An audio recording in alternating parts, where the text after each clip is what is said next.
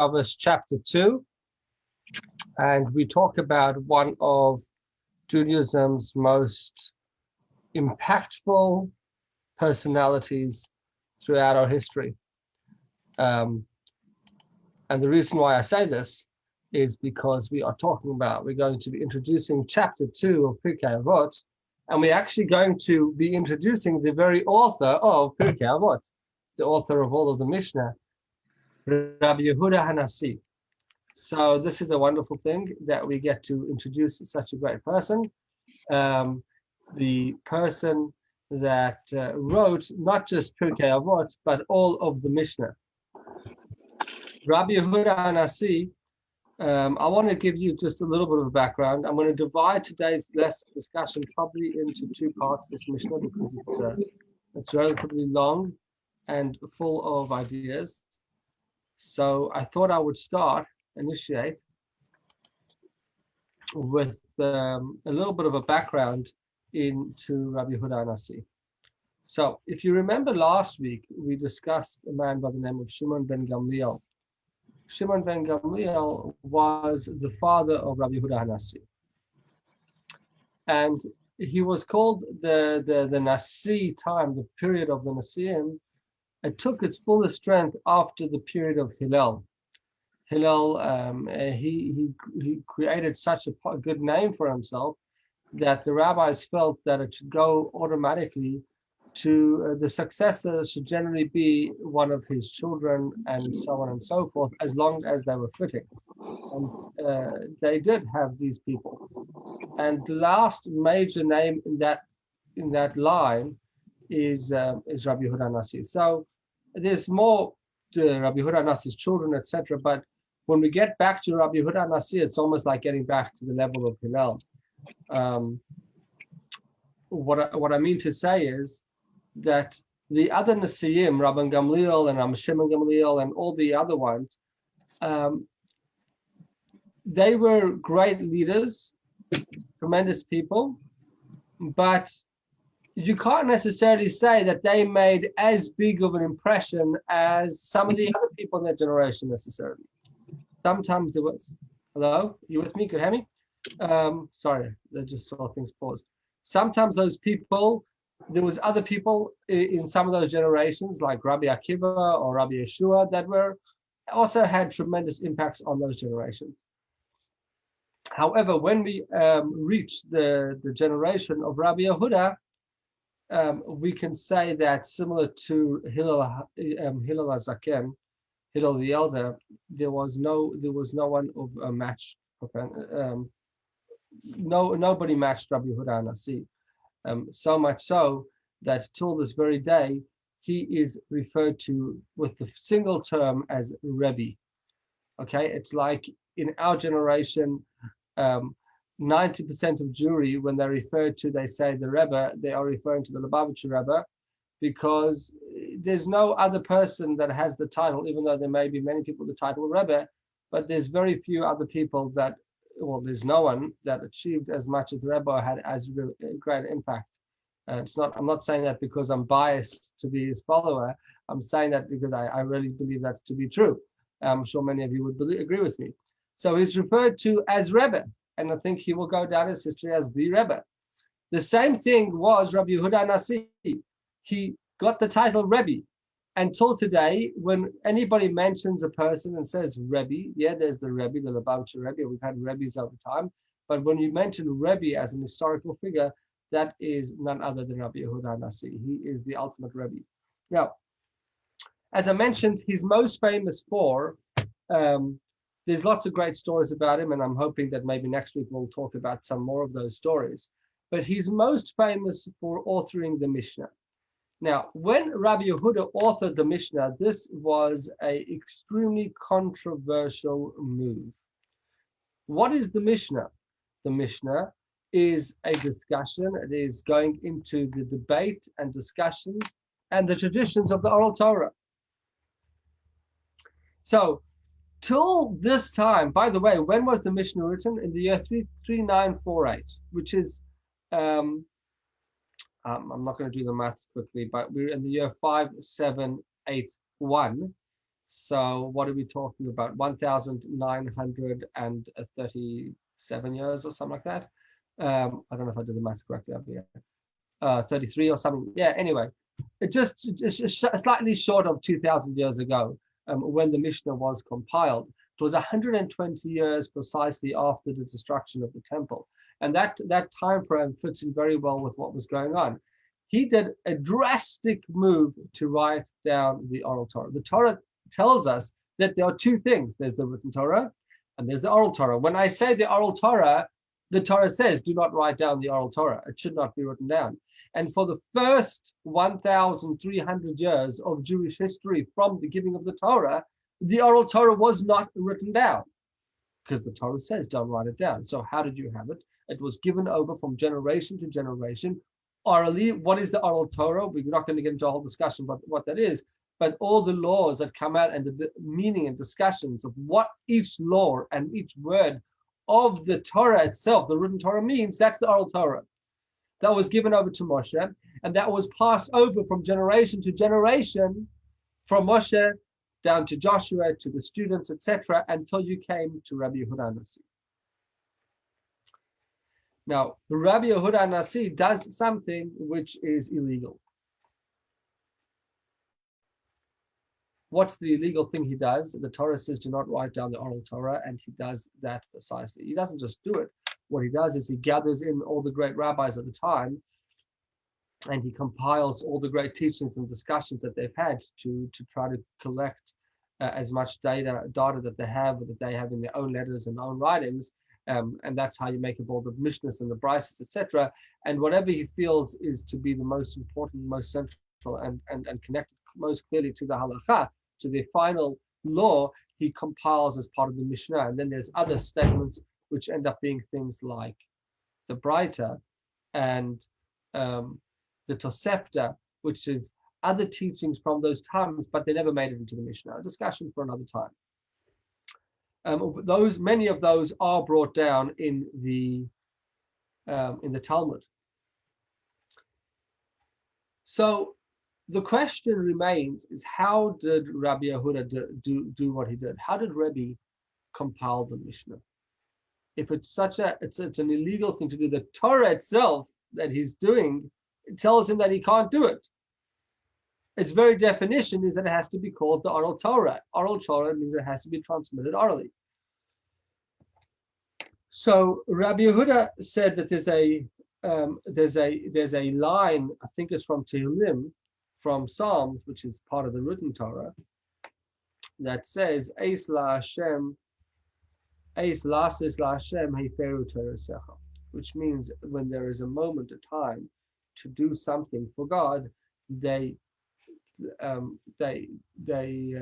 heiferu, I don't know what the exact word is, heifer, but they were like mefer, they made ownerless the Torah. In other words, they went transgressed of the Torah when you have to do something for Hashem. It's like the Torah itself says, this is the principles, this is what I want. But that's only in normal circumstances.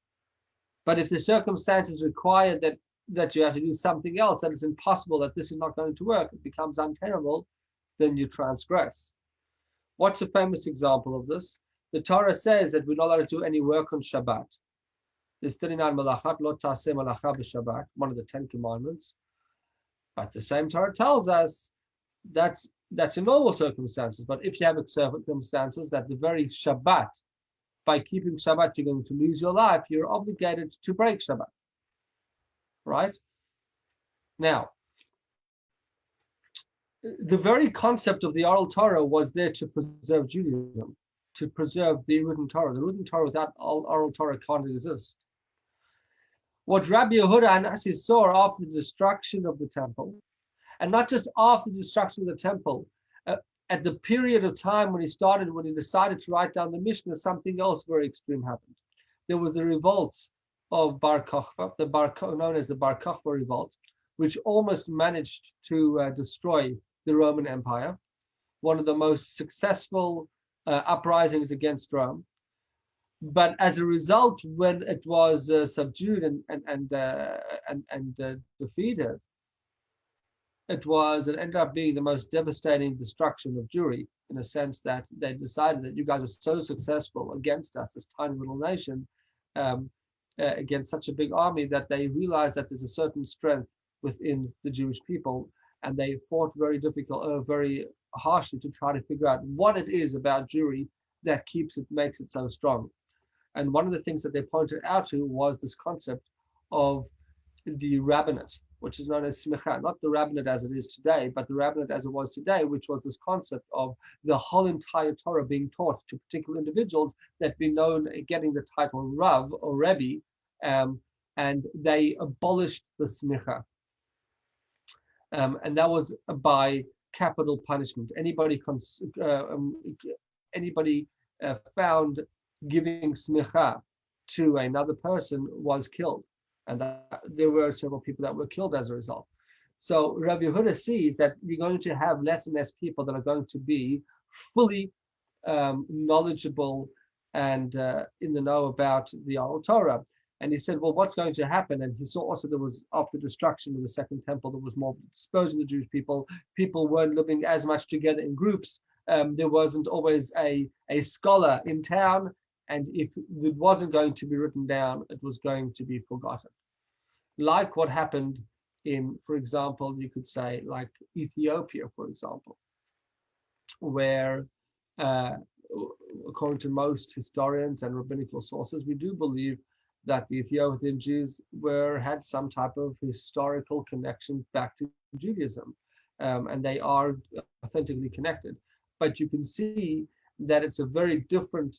They have the basics, the core is very similar, but many of the tendencies and the laws and intricacies of Judaism were lost, and that's because they were exiled way before the destruction of the Second Temple, and that's why they would not have had the oral Torah.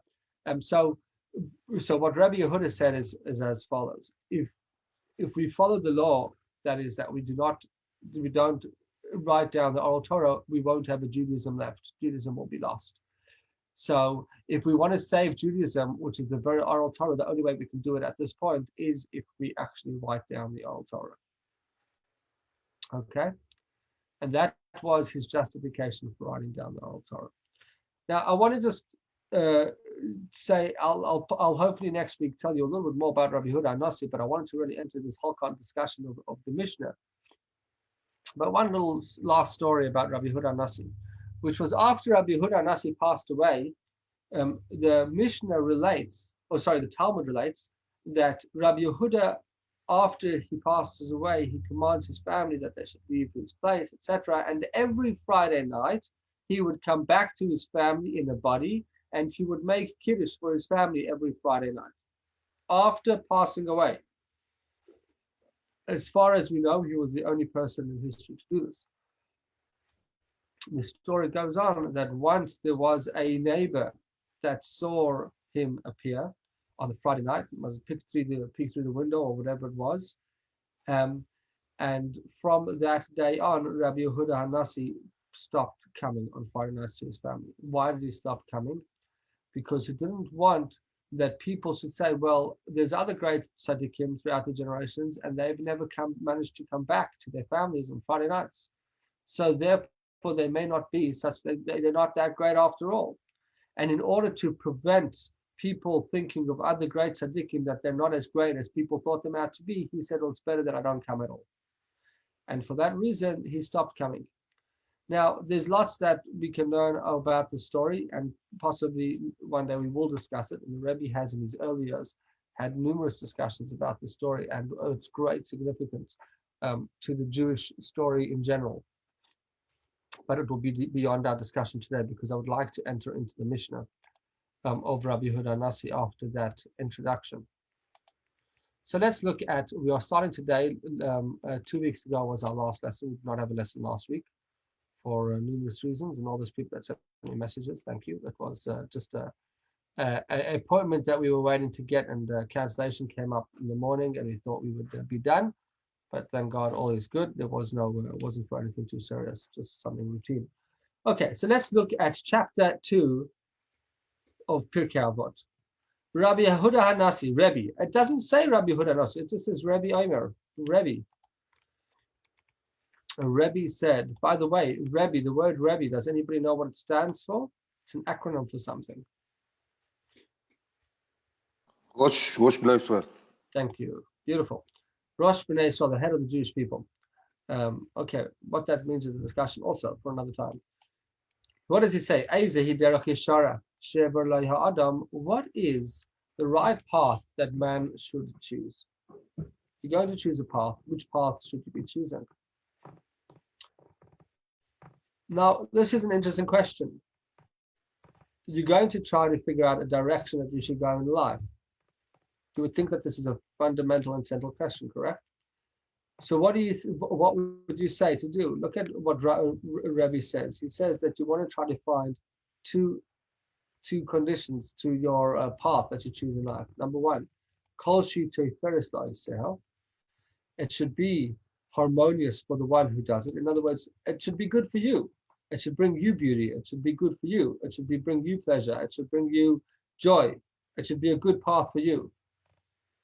But if you just left it at that, you would say, okay, so if I enjoy sitting and studying all day and not caring about anybody else in the world, then that's what I should do. But he says that's on condition that it also is the second part to first Adam. It has to be harmonious for mankind. So there's numerous points in just this initial statement. It's a very broad, universal idea that Rebbe is teaching us. Most basically, it means that when you choose the path that you're looking for, make sure that it's good for you. But being good for you should not mean that it's bad for other people. It has to be good for you and for others. Find a path where you're going to be helping yourself and helping others in the process. If you find a path that is only doing one of those two, it's not the correct path. It's not the derech yeshara. It's not the straight path. It's slightly in the wrong direction. You want to find a path that equally cares about your needs, whether it's your spiritual and your physical and emotional needs, and also that will also be a contribution to mankind at large, your family, your community, etc. This is a fundamental concept. Sorry, I'm going to have to just look up Rabbi, and hello. Can I just ask a question on the translation of those words? Because derech yeshara, I mean, that's not the word like right and wrong path. That's not how I'm seeing it.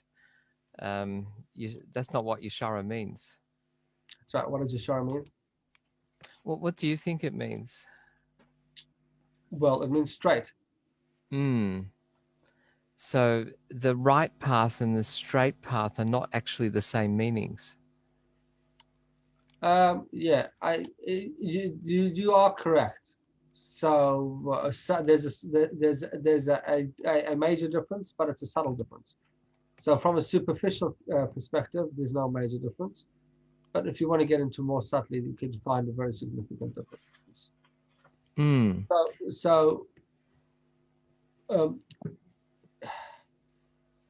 Generally, we say that the right path is the straight path. You know, in Rambam, we spoke about this the other day.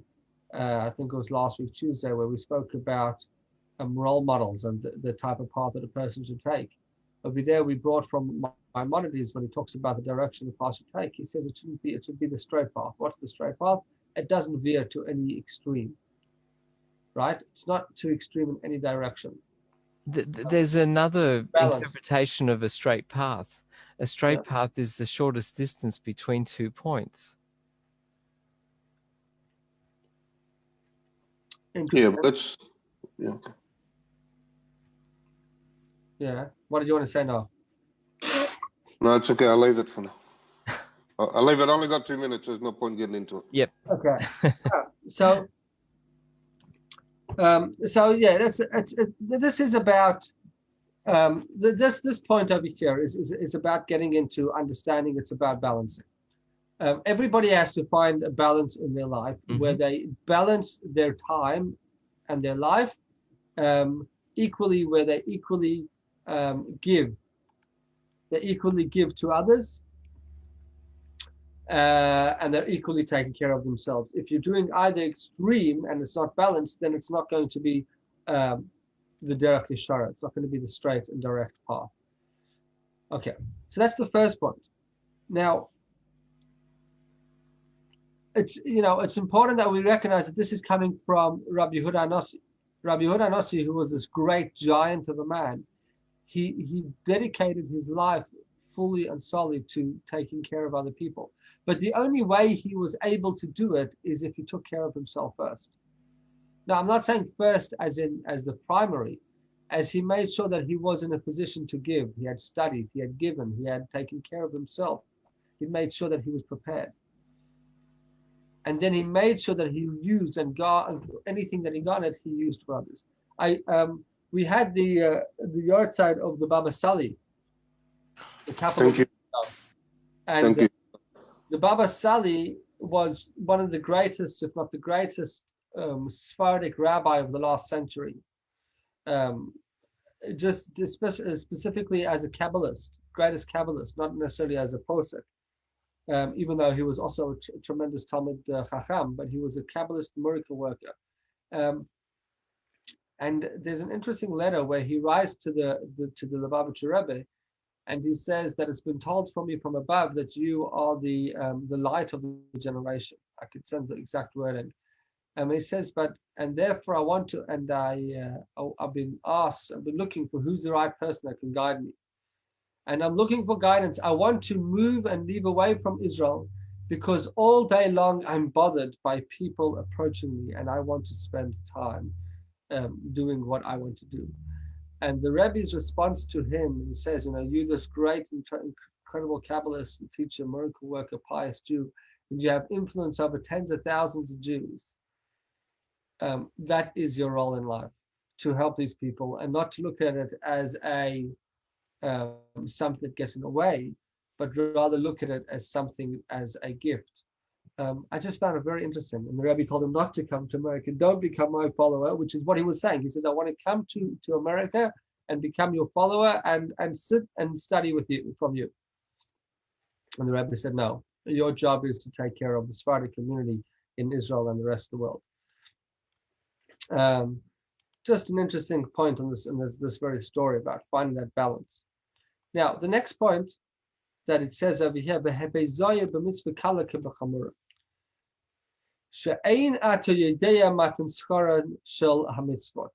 says like this: be careful with a minor mitzvah as a major one, because you don't know what's the reward of the mitzvah. Consider, and here's the next one: schara veri keneged hefsera.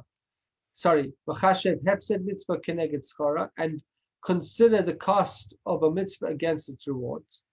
And the rewards, transgression against its cost. Now, what exactly this means, I'm not going to get into so much today, but I want to focus on the first part, which is this. We often think that I will choose the most important things to do. When it comes to Torah, I'll think, what's the most important thing that a Jew could do? Oh, we know in Judaism, the most important ideas is, marry Jewish and have a circumcision, circumcise your male children, and get a burial. Now, I would say that without a doubt, those are extremely important. But what ends up happening is that it could cause us to neglect other mitzvot, whether it's kashrut or Shabbat or tefillin or whatever it is, charity, taking care of, being kind to your fellow man, all those other mitzvot that are so important. We think, well, I'll do the main ones. So he answers, no, that's not okay. You have to be careful with the mitzvah kala, the light mitzvah, in equal measure to the way you are careful about the stringent one. Because you never know what is the reward. In other words, you think that, this is the important one, and that's what I have to focus on. He says the truth is that a mitzvah, we never know how important it is. Sometimes we're told that a person can come to this world to live the entire lifetime, and often means that they're part of another greater soul, and they have one small mitzvah to do. Of course, that means that they have to do all the mitzvot, but they had one small mitzvah. It could be that one thing that they, by mistake, in a previous lifetime, they may have stolen from somebody, and they have to give $10 charity back to that person, to that soul, whatever it may be. We should never consider the small things insignificant, because we never know how important they could be. It's a hard concept. But he wanted us to recognize how important all those mitzvahs really are. Rabbi, what he alludes to there, the distinguishing of mitzvahs into major and minor, is that actually recorded anywhere? Is there such a list that classifies mitzvahs as being major or minor? There are times that these things are classified. That certain mitzvahs are. I wouldn't say that there's a list that classifies them. I think it's mainly talking about what we classify in our minds. I think that's the main interpretation. But there are sometimes certain teachings that the Torah will put emphasis on, and say that will say that this is keneged kulam. This equals to all of them. Like it says, Talmud Torah keneged kulam. Talmud Torah is equal to all the mitzvahs, studying of Torah. Or keeping the Shabbat. If you keep the Shabbat, it's as though you kept the entire Torah. So when you hear these heavy statements, it could make you think, oh boy, these are the important ones. So you say, yeah, those are important, but don't do them on account of neglecting the other ones. If you were in an approach where you're saying, listen, I'm going to start my journey into Judaism and I have to choose what are the most important things to do, yes, then what you should be doing is you should find what are the most critical things and the most important life changes that you have to make. Because nobody should be taking on everything all at once.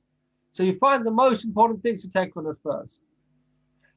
However, when a person is at a stage where they're fulfilling the Torah mitzvah, they should not be thinking, oh, which one is more important, which one is secondary. That's the important point. For example, Aseret Dibros, the 10 Commandments, would that be an automatic classification that there's 10 major commandments because they form the 10? Okay, so here's something very fascinating about that question. Many Jews had the custom, or have the custom, but not as many as they used to. Early on in history, most Jews had the custom that at the end of their daily morning prayers, they would go over the 10 commandments. They would read the 10 commandments as part of the end of davening. And what many communities stopped doing that, and many rabbis opposed it, because they said what ended up happening is that many people said, well, these are the most important commandments, and the rest of the Torah is insignificant. Right? For the very reason that you're mentioning. Because some people wanted, and therefore they fought against that idea and said, no, we should stop saying the 10 commandments. In Chabad, we do not have the 10 commandments written in and of itself in the Siddur for this very reason. Because we don't want to give it extra prestige over that. Yes, it was given. And there is a particular prestige in the fact that it was the mitzvahs that were given when the Torah was given. That was mentioned. And there's a certain level of primary space and real estate to those commandments. But at the end of the day, they're just a commandment just as much as anybody else, any other mitzvah. Yes, if somebody was to say, I'm starting the mitzvah, where should I start? Is it a good place to start with the 10 commandments? I'd say certainly. Certainly.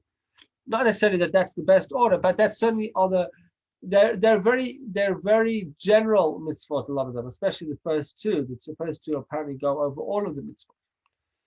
So I think, I hope you have understood where I'm going with all this discussion. I wanted to stop there. I wanted to conclude with a small story, which I think is fascinating. When you talk about this idea, there is this interesting story of a man that was in prison, and he managed to get permission to come out of prison for one day. This was in the 1600s, I believe. And he wrote a letter to one of the leading rabbis at the time, and he says, I've got permission to leave prison for one day. Should I come out Yom Kippur or any other day? The rabbi that he wrote to was the Radbaz. The Radbaz was one of the great rabbis of the 1600s. He was the chief rabbi of Egypt.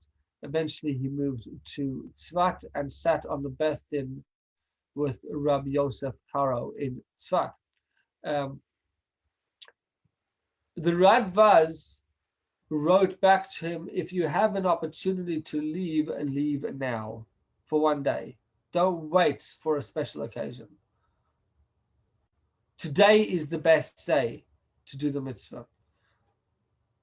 Which is fascinating. You think, hold on a second, if you had a day that you could do it, you should wait and save that day for Yom Kippur. He says, no. If today is the day that you have an opportunity, today you have to worry about what you have to do today. You have an opportunity today to do a mitzvah, then don't say, and then I might lose an opportunity. When Yom Kippur comes, you'll have to worry about Yom Kippur. But now, right now, your concern is not Yom Kippur. Right now, what's your concern? My concern is I have to put on tefillin today. I have to do a mitzvah today. Therefore, he said, leave today. As soon as you get the earliest opportunity, which is a fascinating and very, very enlightening story. So there's a lot more that I wanted to say about this, but I want to first and foremost introduce with the story of the authorship of the Mishnah and the reasons behind why it was done. And we've learned about this balance that a person should have between the personal and the communal news. Also, it's teaching us that when we want to know how to choose for other people, then also think. It's come to teach us how we should think. What would I want for myself? When you're looking for to give to others, to dedicate to others, think, what would I want for myself? That's how you can know what is good for other person. It doesn't mean that if you like footy and your wife doesn't like footy, if you wanted to buy them a gift, instead of buying them flowers, which they like, you should buy them a footy ticket. That's not what it means. It means if you have to choose for somebody else and you're not sure, find something that you like. Make sure that what you're choosing for others would be even good to you. Because if you wouldn't even like it, then probably they wouldn't like you to do it either. It's also important, another one of these teachings that we learn from this Mishnah is that, as people, which says in the Mishnah, Adam Karev Eitzel Atzmo, man is close to himself. Which means that people justify their own actions. And it comes to teach us that just like when we look at ourselves, we justify our actions. But when we look at others, we do not justify our actions. Their actions, we're always looking to blame them or to show how they're really wrong. We should be more stringent ourselves and stop trying to find excuses for ourselves, but not too harsh on ourselves. But at the same time, we should also look at other people and say, hold on a second, just like I give myself the benefit of the doubt, I can give others also the benefit of that. That's why choosing a path that is good and for me and for you means what is good for me, what I do for myself, I should look to do for others as well. With that thought, I will conclude today's discussion and thank you for joining us. If you have any questions, feel free to ask. Thank you so much. Rabbi, thank you. The principle you just elucidated there are very important and very contemporary. Melbourne, of course, we've got the issue with where